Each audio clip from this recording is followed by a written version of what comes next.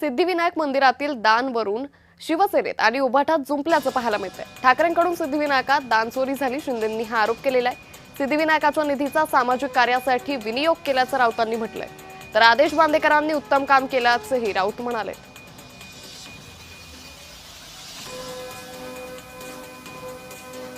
जे टीका करतायत त्यांच्या सहकाऱ्यांनी सिद्धिविनायकाच्या मंदिरामध्ये दानपेटी लुटण्याचं पाप केलं, तेव्हा चौकशीचे आदेश का दिले नाहीत?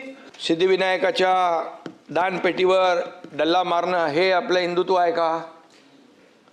सावरकर यांना माफीवीर म्हणणाऱ्यांच्या मांडीवर बसणं हे आपलं हिंदुत्व आहे का?